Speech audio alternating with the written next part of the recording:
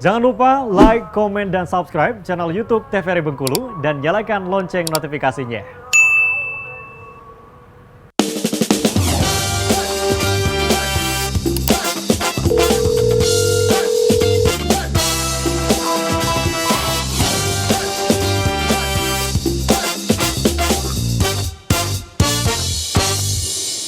Terima kasih pemirsa, Anda masih setia bersama kami di Dokter Kita Bersama Kita Sehat. Nah, kita masih membahas mengenai demam berdarah denggi. Nah, sebelum itu untuk pemirsa di rumah yang mau konsultasi, bisa langsung di WhatsApp interaktif kita di 0851 7676 4648. Atau bisa langsung beralih ke laman Instagram kita di @tvribengkulu di postingan terbaru Dokter Kita. Kita masih bersama Dr. Elsa dan juga Dr. Lisda, dok ya. Kita masih membahas mengenai DBD ini.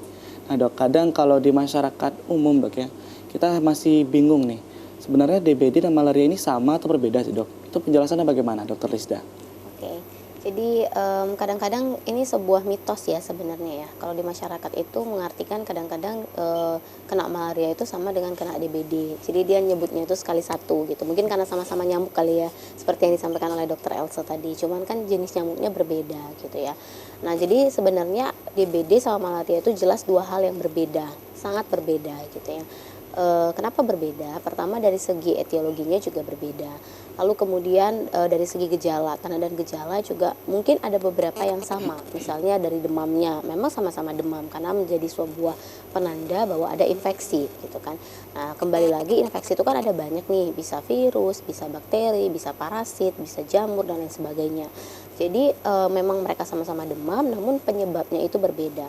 Dan gejala yang khasnya atau yang patognomonisnya itu berbeda antara DBD dengan malaria. Kalau malaria dia punya triasnya. Mungkin nanti di hari lain kita akan bahas tentang malaria lebih jelasnya. Tapi sepintas untuk masyarakat yang menonton bahwa kalau malaria itu dia punya triasnya. Ya, ada demam, ada menggigil, ada berkeringat.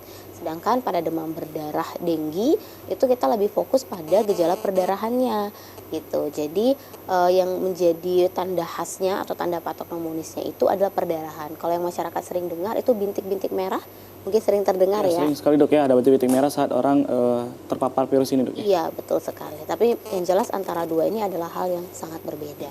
Berarti jangan sampai nih pemirsa di rumah masih menyamakan ya antara malaria dan juga DBD ini. Nah, kita akan bahas lagi lebih lanjut bersama Dr. Elsa. Boleh, dokter? Kita lanjut ya. Nah, ini tadi tentang si nyamuknya. Kita lanjut, ini daur hidup nyamuknya ya. Kenapa di sini saya paparkan? Karena sebenarnya ya untuk pencegahannya itu kita mencegah si telur ini menjadi nyamuk dewasa. Nah, di sini adalah preventif yang paling spesifik. Karena ini pencegahannya sangat mudah. Tinggal melapor kalau memang sudah banyak jentik-jentik nyamuknya, tinggal melapor ke layanan kesehatan tingkat 1 atau puskesmas atau klinik terdekat bahwa untuk dilakukan misalnya pemberian ABT, serbuk ABT ya untuk membunuh jentik-jentik nyamuk ini. Kalau memang tidak bisa serokannya atau genang-genangan airnya itu dibersihkan seperti atau ditiadakan. Nah, disinilah perannya masyarakat untuk proaktif untuk melakukan pencegahan atau mencegah yang tadi itu telur sama jentik-jentik nyamuk Aedes ini menjadi nyamuk dewasa. Karena kalau udah nyamuk dewasa ya kita bicaranya preventif yang lebih sulit lagi dan takutnya sudah menghinggap atau menginfeksi untuk masyarakat-masyarakat lainnya ya. Nah, ini adalah tempat-tempat yang paling disenangi oleh nyamuk Aedes aegypti atau jentik-jentiknya yang belum ke nyamuk dewasanya.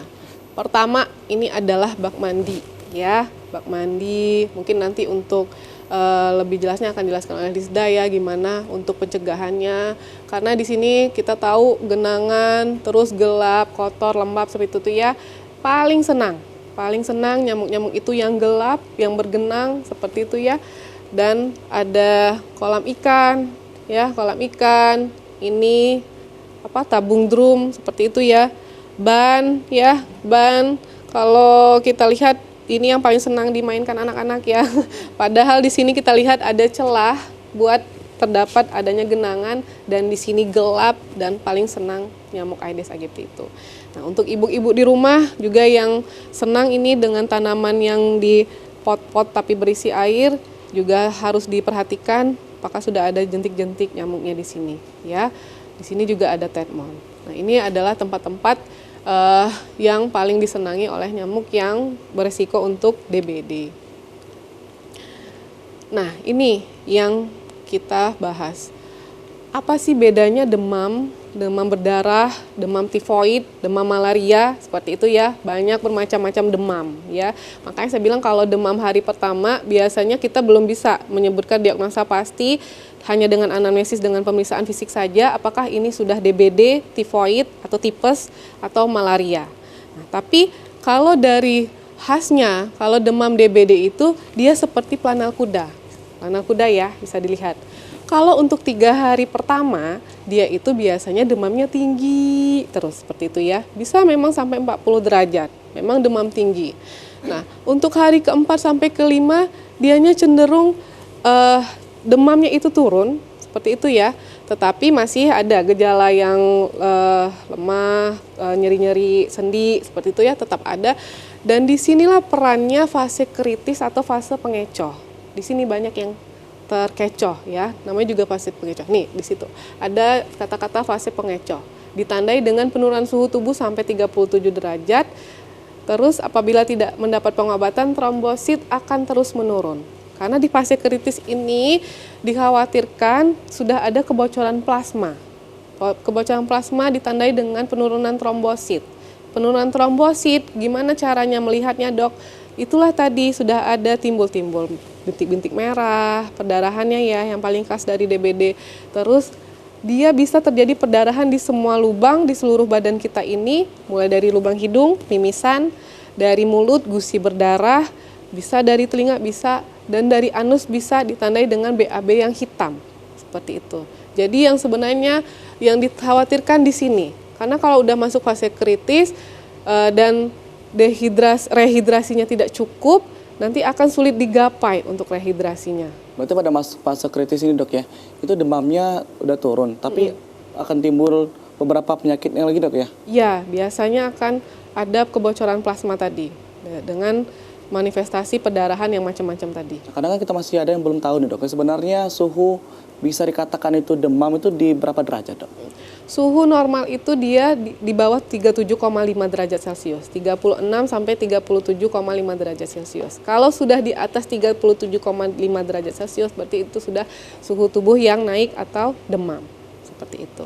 Nah, ini ada terus lanjut ke fase 6 sampai hari ke-6 dan 7 itu adalah fase penyembuhan. Di sini fase penyembuhan dan akan kembali merasakan demam tetap, tapi trombositnya akan kembali naik dan peningkatan nafsu makan dan seterusnya. Akan kembali fit kembali. Dengan catatan kalau sudah masuk fase penyembuhan, dengan catatan memang sudah dilalui dengan baik dengan pengobatan yang baik juga. Seperti itu ya. Di fase awal sama fase kritis ini sudah dilewati dengan baik dengan pengobatan yang baik.